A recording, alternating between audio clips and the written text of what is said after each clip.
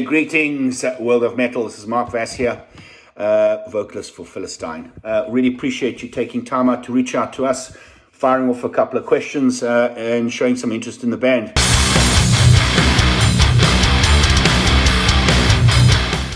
Philistine.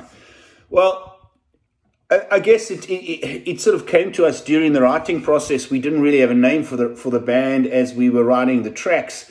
And it just came out of the blue one day. We were having a chat, and I think too many Jack Daniels as usual. And, we were reminiscing about the crazy days, how we used to behave, not just on stage, but off stage in particular as best mates, at the after parties after the gigs, and certainly the weekends we weren't playing, and the carnage we used to cause in town.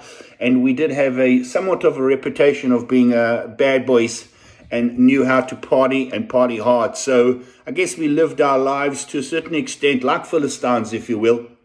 And there's also a more serious part to it, is that one of our best mates and a real flag bearer for South African heavy metal, Phil Wright, who was a legendary radio presenter, sadly passed away too young, was a big supporter of South African heavy metal. And South African metal, or metal in general, was hardly played, if ever, on radio. It was frowned upon, and even to this day, you just do not get heavy metal played on radio in South Africa, unless it's sort of more of the pop-leaning so-called metal, and we know which bands they are.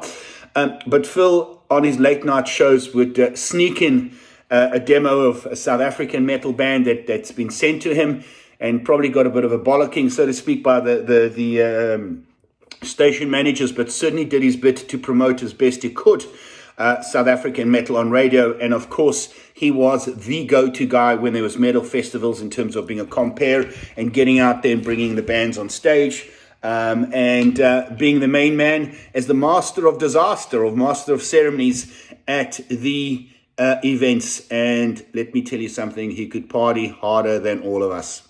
Rest in peace, my friend.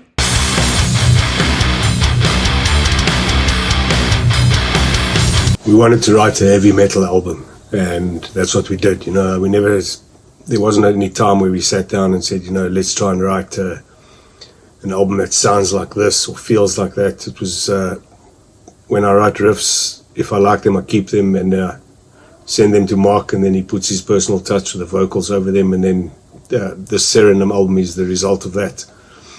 So I wouldn't say we ever sat down and planned to write or let this album sound like it does. That's just the way it came out. And I think due to our influences and the time that we grew up in, that's what made this album sound like it does. We didn't have a real specific plan of how the sound itself would come out on the record. We just wrote tracks that worked for us. Dean and I grew up listening to the same music and inspired by all of the same bands pretty much, and to this day we still listen to them. Of course, there's a lot of new stuff out there that we listen to. Not a fan of all of it, but certainly there are a couple of newer acts that we definitely enjoy. But we're old school. We grew up on the Priests and the Savages, and that whole new wave of British heavy metal, and of course the American acts that became a lot heavier, the Slayers and the Anthraxes, yes, and Metallicas and Exodus, and we all know them. And that's what we grew up on, and that's in our blood. And so I guess that flows through in the style of music we play, not because it's planned in that way, it just feels right. And I guess that's how we've all put the sound together.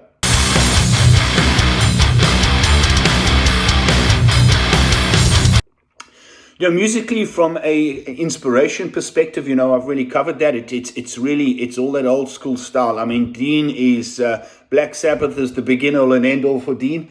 Of course, I'm a Sabbath fan as well, and we feel that the album we've put together, if you listen to the different tracks, there is a variation in tone, a variation in the writing style. It's not just a full-on thrash album, for example. There's different elements thrown in there, which for somebody who grew up in our era, listening to the music we did, will be able to pick out the influences of the bands that somehow have washed through in the way we've written and delivered the tracks.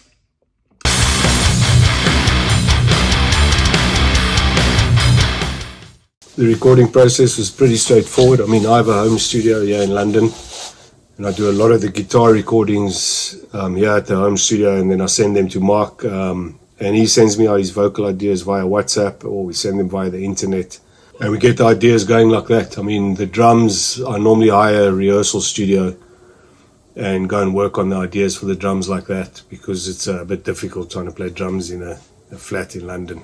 I mean, it just can't happen. So basically that was the process, and then we sent the mixing. For the mixing of the album, we sent to Belleville Studios in Cape Town. A good friend of ours, Theo Kraus, did the mixing, and he also co-produced the album with us. So thank God for the internet. I mean, like most bands these days, and especially through COVID, a lot of recordings are done this way when people don't even have to be in the same country anymore, or in the same room, let alone country. And that was pretty much it, you know. Once the songs were formulated, I would go up to Mark's place and we would do the vocals in his studio up there. So a pretty straightforward recording process. Now, recording process was quite an interesting one. And as Dean elaborated, is that Dean's continued to do music since he left South Africa. I mean, I jammed with him. We did a couple of demos in the different countries we've lived in. But I just stepped out of the music business for a long time. I just got to a point where I wasn't feeling it anymore. And Dean sent me a clip of a track he had an idea for. It was a riff. Took a look, listened to it, and Dean wanted me to do the vocals on it. And I basically said to him, look, dude, these pipes are so rusty, I ain't going to do that track any justice. Anyway, knowing Dean, he kept on pushing. I had an idea for a vocal melody, came up with some lyrics, pinged them back to Dean. We wrote the song via WhatsApp, believe it or not, and came up with conceptually with what became Blue Train. And as we were working on that track, COVID kicked in, and during COVID, we basically put together the bones, if you will, of the entire album using WhatsApp. By just pinging vocal ideas, vocal melodies. Dean would send the guitar riff, we'd do the basic arrangements back and forth, discussing it on WhatsApp. And once COVID was over, you know, Dean had done his bit in his home studio. He then came down to my place, or should I say up to my place up north here, and we sat together and we literally churned out the tracks in a hell of a short period of time. Musically, it just gelled. And it was certainly an exciting time. And working with Dean is very interesting. You know, we've never had a massive argument. We work extremely well. There's no egos involved. You know, there's no pressure that we have to deliver for a record label. We just had so much fun doing this album and doing the tracks, and just, you know, and being open-minded, and as I call it, positive agitation, to listen to each other's ideas and not take that as criticism. You know, we've all been in bands before, and people have egos and they take it personally when you compliment or should I say you criticize that guitar piece, or you feel you want it changed. You know, people are different, but Dean and I had absolutely no issue. It just really worked so well.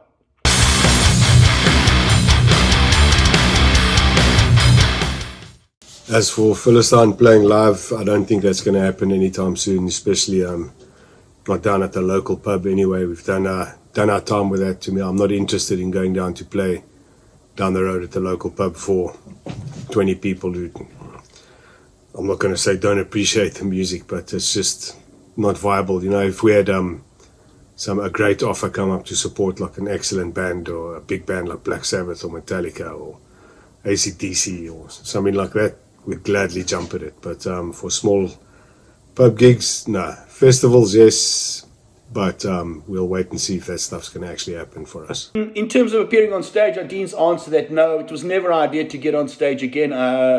But, you know, as Dean said, if someone brings out a fat checkbook and asks us to get on stage, who knows, we may be doing that. But for now, we're just going to continue to release music when it feels right, how it feels right, and continue to do it. And it's proof to people that, you know what, age is just a number. You can continue to churn out the stuff and have fun.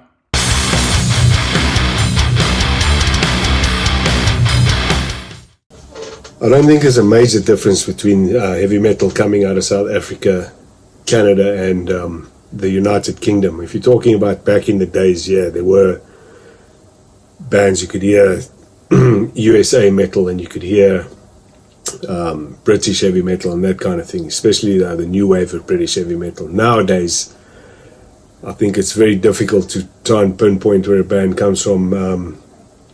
To me, most bands nowadays, singers, especially the heavy, the death metal stuff, they sound like they all have the same singer. No offense to you guys, I mean, I know growling and grunting is a real art, but there's not a lot of unique death metal singers. They are the handful, don't get me wrong. There are a handful of them, and hats off to you guys because I know it's a true art. But as for the other 50,000 that are all just grunting for the sake of grunting, not very unique. Nowadays, I would say that the bands from Africa and South Africa can be pinpointed, if you want to put it like that. I mean, they do, if they sing it in an African language, obviously you can hear that straight away. But they do tend to have a very unique rhythm and style of structure of songs. So it wouldn't be hard to tell where that band is from Africa. As for Canada and the United Kingdom, I think it would be difficult nowadays to say, well, I can hear that band is from England, or I can hear that band is from Canada, unless it's specifically, there's a lot of bands that write in the style of the new wave of British heavy metal purposely, but that's not only happening in England. There's bands all over the world who are trying to write to sound like they come from the new wave of British heavy metal. I don't know if that makes sense to you, but otherwise I don't think there's a major difference. Metal is metal wherever you go, and metalheads are metalheads wherever you go. I mean, you can walk into a bar in a country anywhere in the world, and if you see a bunch of metalheads there with their t-shirts and stuff, and you can go over and talk to them pretty much like they're brothers and sisters. So thanks to metal for that. Yep, we've lived in South Africa and Canada and the UK, and I've lived elsewhere in the world, and we've sort of traversed the planet and always listened to metal all along. But as Dean said in his answer, metal's metal. You know it's when it's metal, and you know when it's not metal. And it's because of the internet and the ability of people to now obtain music from back in the day to current music, literally within seconds you can stream something. The nuances in terms of being able to identify, as Dean said, if it's a UK new wave of British heavy metal, or it's a German, or is it the Gothenburg sound, it's very difficult to now pigeonhole them band by country, because due to the internet, bands can be so easily influenced, and the sound that they produce can generally be what they want to play, which would not, let's call it, traditionally sound like British metal, for example, which is, I think, is a fantastic thing. But Dean did make a valid point. If you listen to some of the music coming out of Africa, heavy metal bands coming out of Africa, which is quite an odd thing, there is a bit of a unique sound in that you can hear it is African. And, if we use the band out of Mongolia, and the name slips my mind now, I mean, even if you listen to their sound, there is a unique sound. So there is still some uniqueness within heavy metal being produced from certain parts of the world, which is super, super exciting.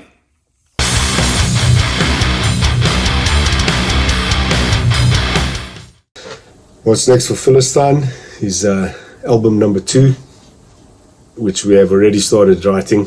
I'm not going to give any details away now. And then album number 3, and album number 4, and album number 5. And we'll keep going, man, until we can't anymore. Heavy metal.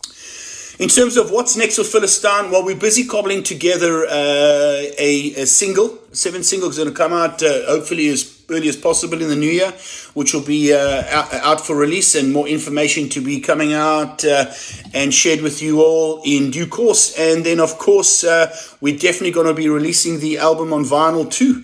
So exciting times for us all, and we definitely already sort of up to our arse in new material for the up-and-coming next album, which we're hoping to have released, well, when it's ready to be released. So still a lot of work to be done. Fun is being had. Metal is being made. Noise is being created. And that's pretty much it. And as always, thank you so much for allowing us the opportunity to share who we are, what we do with you, all of you out there. And as always, long live the loud.